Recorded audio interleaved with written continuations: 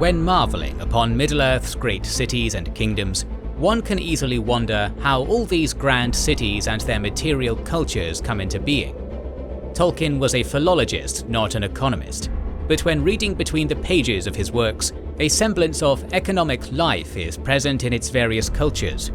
Indeed, Tolkien devoted a considerable amount of thought to the whithertos and why-fors of everyday life in his world, a phenomenon just waiting to be explored.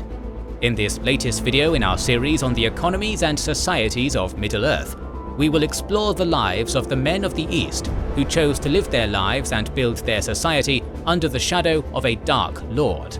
Now, I won't accuse you of being a subject of a Dark Lord, but you might still be thinking of building your own little society around a hobby, business, cause, or passion. For that, our sponsor Squarespace provides a way to make a gated, members-only portal online to amass your group in a way that's both easy and private. They allow you to manage your members, do bulk emailing, get audience insights, and generate revenue through the content your site offers. Once people are in, you can use it like a blog or social network. There's a fully integrated comment system with threads, replies, and likes, allowing engagement with your main content or with blogs you can create with powerful internal tools. You can cross-post between your community and other social media profiles in both directions, no weird mouth dudes required.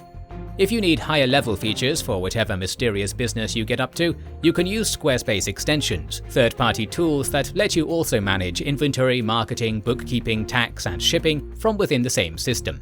You can't do that on a Palantir Seeing Stone, can you? The best way to start is by using our special offer. Go to squarespace.com for a free trial, and when you're ready to launch, go to squarespace.com/wizardsandwarriors to save 10% off your first website or domain. During the First Age, while many of the first ancestors of men chose to befriend the ancient and immortal elves, there were those who feared them and fled east. Dissensions awoke among the Edain, in which the shadow of Morgoth may be discerned.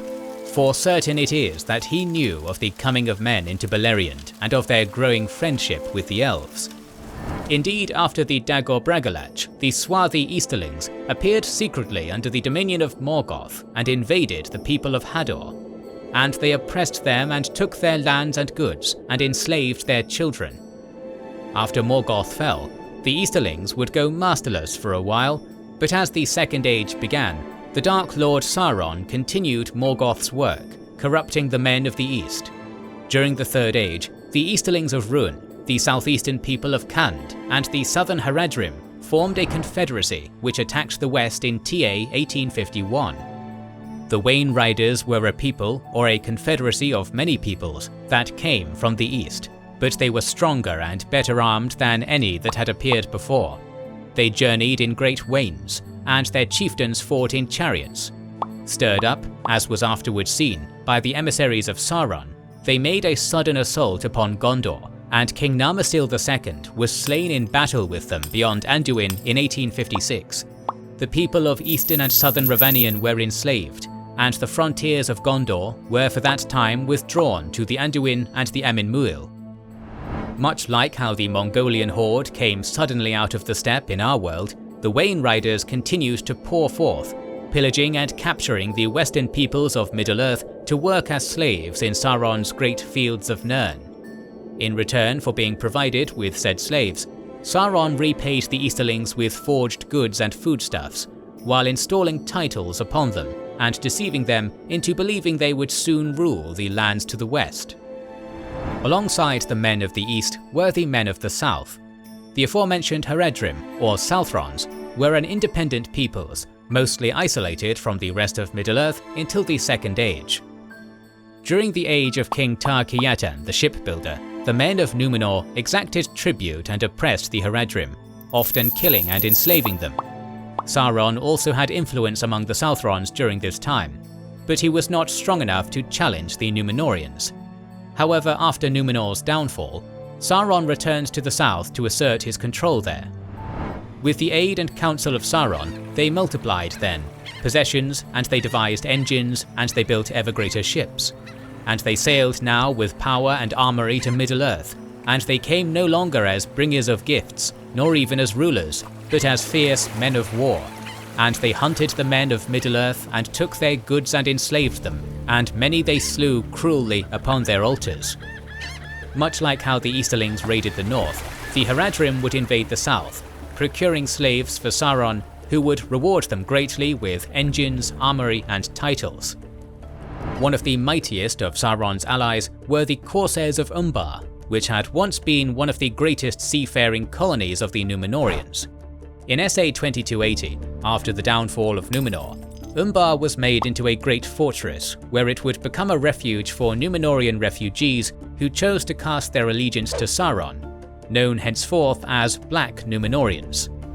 The rebels of Umbar had never ceased to make war on Gondor since the death of Castamir, attacking its ships and raiding its coast at every opportunity, learning through spies that Minadil was at Pelegir, suspecting no peril since the crushing of Harad and Umbar by his father.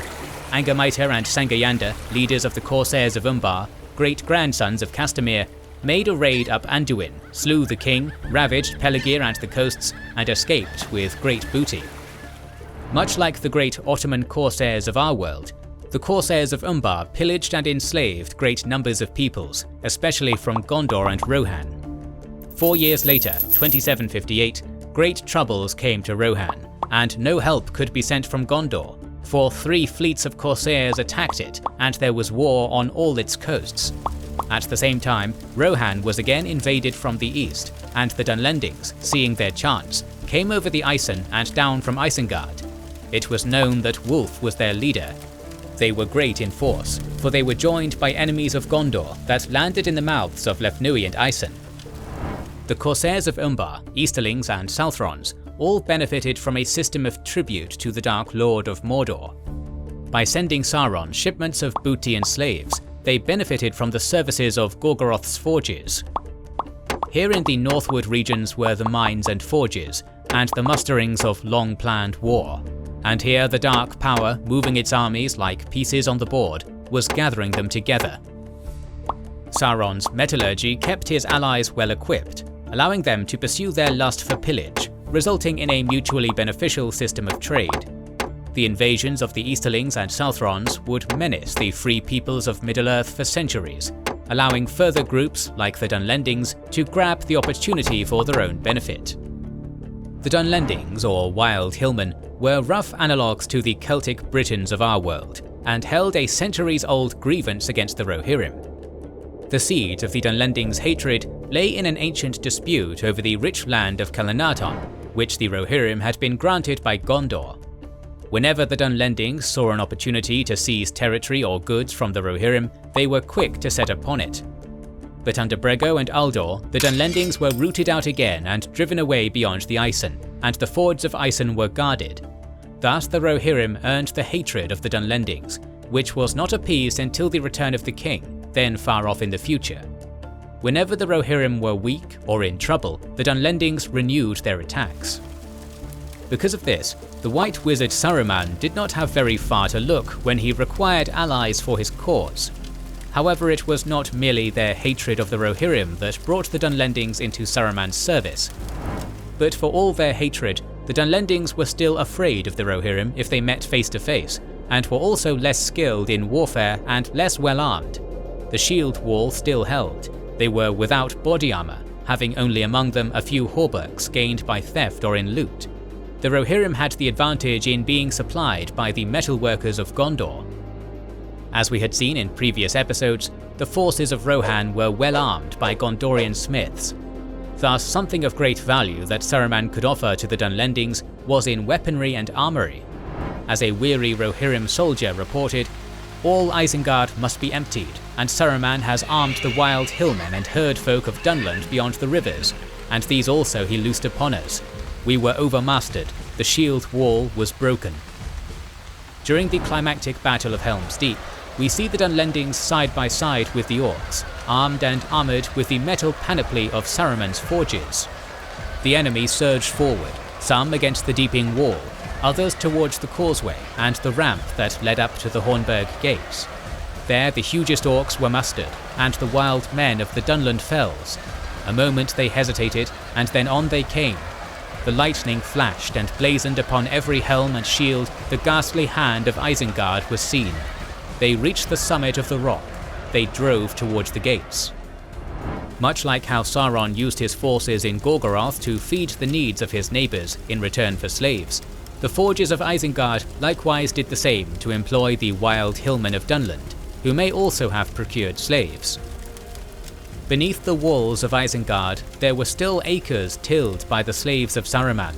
Thousands could dwell there, workers, servants, slaves and warriors, with great store of arms.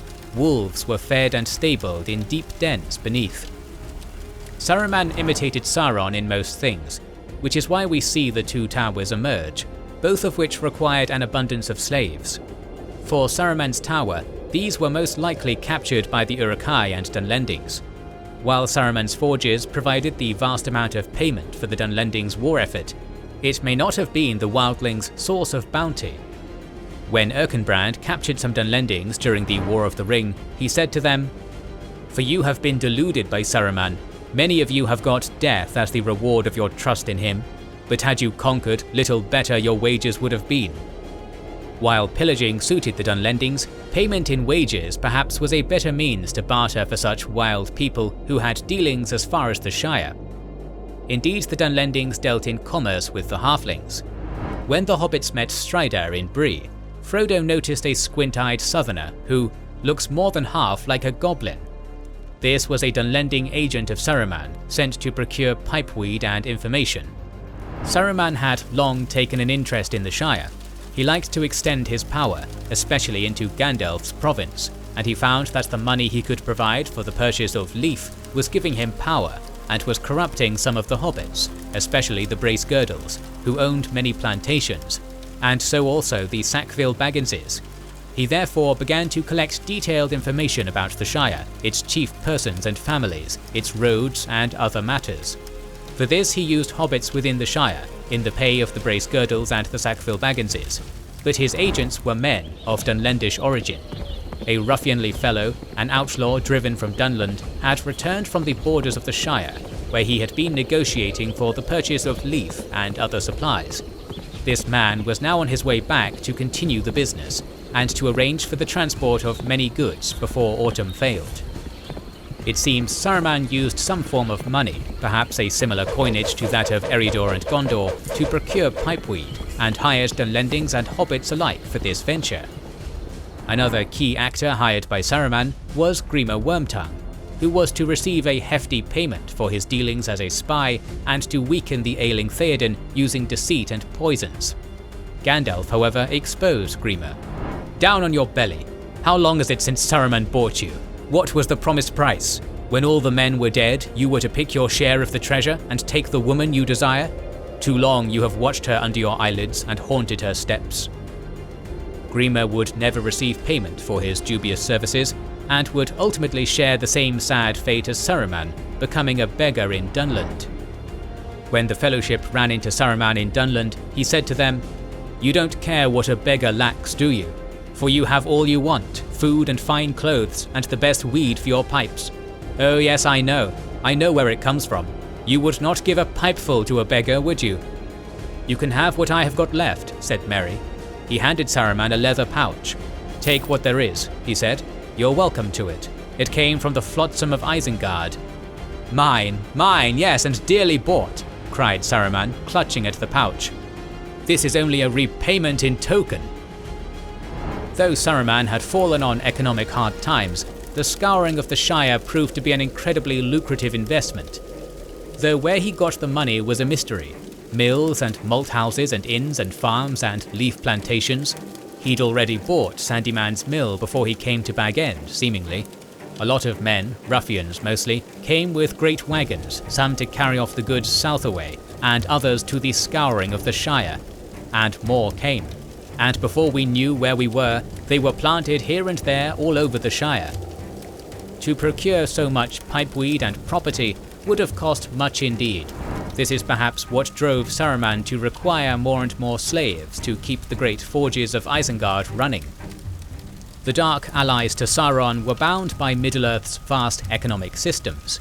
Many sought weaponry and armory to help their raiding and pillaging. which in turn allowed them to pay for such goods. Slaves were a crucial component, both to be procured and in turn work fields for sustenance in the dark lands of Nirn. Saruman, like Sauron, utilized a slavery system to produce goods that could be traded. In this manner, the allies of Sauron all contributed economically, for armies do not march on empty stomachs nor empty-handed. We're going to talk about the economy of Middle-earth more in the coming weeks, so make sure you are subscribed and have pressed the bell button to see it. Please consider liking, commenting and sharing, it helps immensely. Our videos would be impossible without our kind patrons and YouTube channel members, whose ranks you can join via the links in the description to know our schedule, get early access to our videos, access our Discord, and much more. This is the Wizards and Warriors channel, and we will catch you on the next one.